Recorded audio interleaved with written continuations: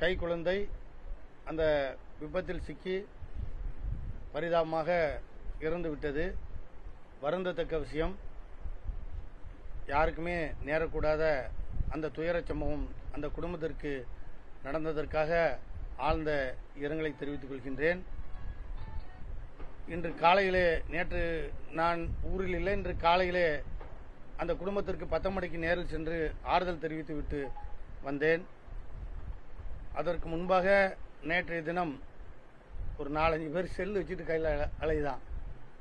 ஊரில் என்ன நடந்தாலும் சட்டமன்ற உறுப்பினர் தான் பொறுப்பு என்கின்ற ரீதியில் அந்த சாலைகள் செப்பனிடப்படவில்லை, அந்த சாலையில் குண்டு குழியுமாக இருக்கின்றது என்று சொல்லி அதை சமூக வலைதளங்களிலே தவறான ஒரு செய்தியினை பரப்பிக் கொண்டு இருக்கின்றார்கள். நான் அவர்களுக்கும் பொதுமக்களுக்கும் என்னுடைய பதியினை, என்னுடைய கருத்தினை தெரிவிக்க வேண்டியது சட்டமன்ற உறுப்பினர் என்கின்ற முறையில் கடமையாகும். அந்த வகையில் திருநெல்வேலி மாநகராட்சி பாளையங்கோட்டை சட்டமன்ற தொகுதியில் பாதாள சாக்கடை திட்டத்திற்காக 650 கோடி ரூபாய் ஒதுக்கப்பட்டு ஏறத்தாழ பணிகள் 80% பணிகள் நிறைவடைந்து விட்டன. பாதாள சாக்கடை தோண்டினோடனே உடனே பேட்ச் ஒர்க் முடிச்சுடுவாங்க அந்த தோண்டின இடத்த. அதன் பிறகு சாலைகள் போடப்படும். இப்படி நான் தேர்தலுக்கு முன்பாக, தேர்தல் அறிவிப்புக்கு முன்பாகவே அந்த பாதாள சாக்கடை, அதாவது கார்ப்பரேஷன் மாநகராட்சி சாலைகளுக்கு நமது நகராட்சி நிர்வாகத்துறை அமைச்சராக இருந்த அமைச்சர் கே. நேரு அவர்களிடம் சொல்லி 55, அப்போ அவங்க தான் பொறுப்பு அமைச்சர், அவர்களிடம் சொல்லி 55 கோடி ரூபா நிதி வாங்கி உடனடியாக அந்த சாலைகளை போடுவதற்காக அந்த நிதி ஒதுக்கீடு செய்து டெண்டரும் முறையாக விடப்பட்டு அந்த பணிகளும் நடந்து கொண்டிருக்கின்றன. அதுபோல நெடுஞ்சாலைத்துறை அமைச்சர் அவர்களிடம் சொல்லி அந்த 10 கோடி ரூபா நெடுஞ்சாலைத்துறையில் எந்த இடத்தெல்லாம் தோன்றுதாங்களோ அந்த இடத்துலையும் அந்த சாலைகளை செப்பனிடுவதற்காக 10 கோடி ரூபாய் ரெஸ்டோரேஷன் ஃபண்டு 10 கோடி ரூபாய் நிதி ஒதுக்கப்பட்டு அந்த பணிகளும் நடந்து கொண்டிருக்கின்றன. இப்படி இருக்க நேற்றைய தினம் நடந்த சம்பவத்திற்கு சட்டமன்ற உறுப்பினர் பொறுப்பு என்கின்ற ரீதியில் ஒரு சில அமைப்புகளும் ஒரு சில இயக்கத்தினரும் தவறான கருத்துக்களை பரப்பிவிட்டுக் கொண்டிருக்கின்றார்கள். அதற்காகத்தான் நான் இந்த உங்கள் பத்திரிகையாளர் சந்திப்பை நடத்தி கொண்டிருக்கின்றேன்.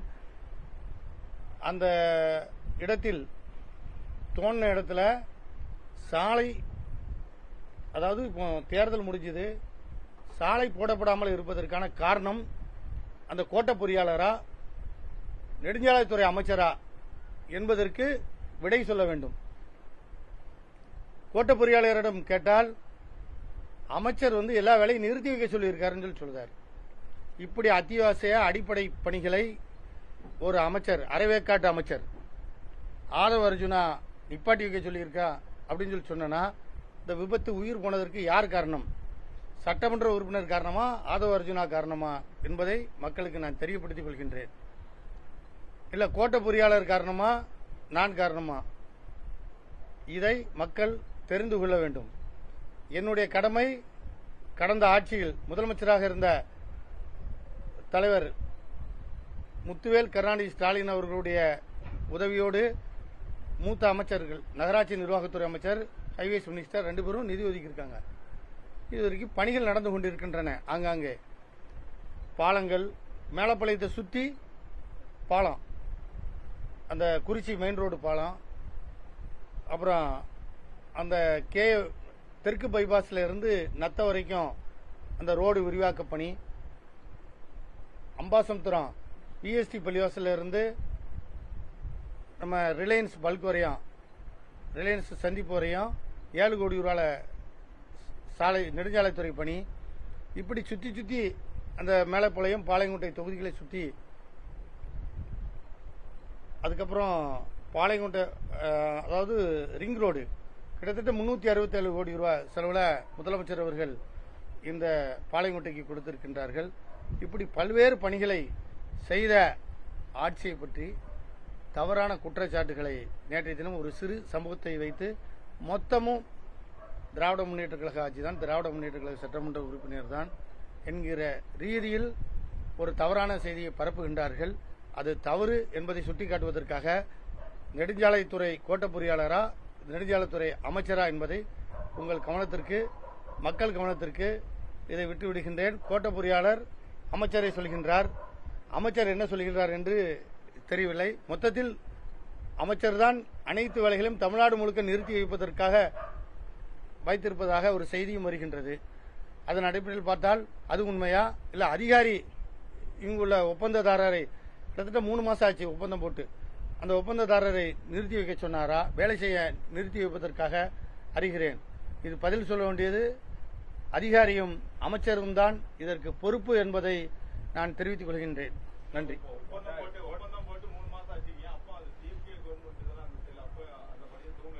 இல்ல, அப்போ அந்த பணி முடியல. இப்போ பாதாள சாக்கடை தோண்டி இருக்கு, முடிஞ்சு 20 நாள் ஆச்சு. இப்போ நிப்பாட்டி வச்சிருக்காங்க. ஆமா, எல்லாத்துக்குமே அதாவது என்னன்னா, எங்கெல்லாம் தோண்டுதாங்களோ அந்த இடத்த உடனடியாக செட் பண்ணிடணும். அந்த பணியை பேட்ச் ஒர்க் பண்ணிடுவாங்க. மேல தார் சாலைகளோ அதை போடுறது. அதுதான் அனுமதி அளிக்கலன்னு கோட்ட பொறியாளர் தொகுதியோட எம்எல்ஏ சொல்றாரு. ஆமா, என்ன ரியாக்ட் பண்ணீங்க, என்ன கேட்டிருக்கீங்க? அதுக்குதான் உங்கள்ட்ட தெரியப்படுத்துறாத. அவர் அவர் அதை பூடாகமா மறைக்காரு. மேல இருந்து எங்களுக்கு உத்தரவு, இப்ப எந்த பணியும் செய்யக்கூடாதுன்னு மேல இருந்தா யாரு? அமைச்சர் தானே உத்தரவு போட்டிருக்கணும். வேற யாரு அவருக்கு உத்தரவு போட்டது? அது தெரியல. அது இருக்காதுன்னு நினைக்க, அது தெரியல எனக்கு. அதைத்தான் அந்த அதிகாரி விளக்கணும். கேட்டிருக்கேன். அது மலுப்பலா பதில் சொல்றாரு. அதுக்கு சரியான பதில் இல்ல. மேல இருந்து நிப்பாட்ட சொல்லியிருக்காங்க அப்படிங்காரு. அதான் மேல இருந்து யாரு வானத்துல இருந்தா திட்டமிட்டு பழி சுமத்தணும் சொல்லி இது மாதிரி சொல்றாங்க. அவருடைய பதில் வரையை பார்த்துட்டு இப்ப அடுத்தால அவருக்கு என்ன பதில் சொல்லி சொல்லணும். இந்த சாலைகளை விரைவா போட சொல்லியிருக்கேன். ரெஸ்டரேஷன் பண்ணி 10 கோடி ரூபாய் ஒதுக்கப்பட்டது திராவிட முன்னேற்ற கழக ஆட்சியில. அதை வச்சு இந்த சாலைகளை போடுங்க. போடலாம், விரைவில் போராட்டம் நடக்கும்.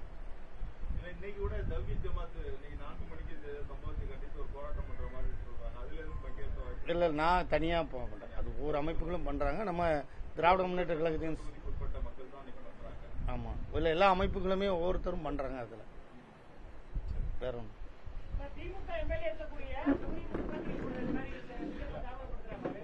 அதான் மொத்தத்திலே எந்த வேலையுமே நடக்கல. இவங்க வந்ததுக்கு அப்புறமே எந்த துறையுமே இயங்கல. அதிகாரிகளை கூப்பிட்டு மீட்டிங் போடுறாங்க. நிறைய அதிகாரிகள்ட்ட கேட்டேன்னா அந்த மீட்டிங் கூட அழைச்சிட்டு அந்த அமைச்சர்களுக்கு என்ன பேசுறதுன்னே தெரியல. இதான் உண்மையான பாலக்காடு தொகுதியை பொறுத்த வரைக்கும் எவ்வளவு நிதி ஒதுக்கி பணிகள் நிறுத்தி வைக்கப்பட்டிருக்காங்க? நிதி ஒதுக்கீடு செய்யப்பட்ட பணிகள் எவ்வளவு கோடி நிதி ஒதுக்கீடு அந்த பணிகள் ஏற்கனவே ஒரு 55 கோடி கார்பரேஷன் மூலமா ரோடு பெரிய பெரிய வேலைகள்லாம் முடிஞ்சிருக்கு. பெரிய வேலைகள் முடிஞ்சது. அது அப்படி இருக்கு. அது டெண்டர் விட்டுருக்காங்களா? இல்ல டெண்டர் தான் அறிவிப்போட இவங்க தான் நிதி ஒதுக்கணும். அதுக்குள்ளதான் அரசு மன்றம். அதுக்கப்புறம் இன்னொரு அந்த அன்பு நகர்லயும் ஒரு பைபா அங்க ஏற்கனவே பாலம் போட்டாச்சு. திருப்பி ஒரு இது போடுறாங்க, சப்வே போடுறாங்க. அது தேவையே கிடையாது. இப்படி சில அதிகாரிகளுடைய திராவிட முன்னேற்ற கழகங்களை திட்டமிட்டு சில வேலைகளை அதிகாரிகள் ஆலோசனை பண்ணி எல்லாமே ரெவன்யூ, கைவேசு, கலெக்டர் எல்லாருமே ஆலோசனை பண்ணி செய்வாங்க. இப்போ அவங்க யாரை கட்டுப்படுத்துதா என்னன்னே தெரியல. யாரு கண்ட்ரோல்ல யார் இருக்கானே தெரியல. முதலமைச்சர் கண்ட்ரோல்ல இல்லையா? இல்ல, அப்படிதான் தெரியுது. முதலமைச்சரே 8 மணிக்கு எஞ்சிக்கார. அவரு காலையில 8 மணிக்கு எஞ்சிக்கார சொல்லுவாங்க. நீங்க செக் பண்ணிக்கிடுங்க. 10 யாரு 8 மணிக்கு எஞ்சிக்காரு. எங்க தலைவர் 24 மணி நேரம் முளைச்சுக்கிட்டே இருந்த தலைவர். நன்றி.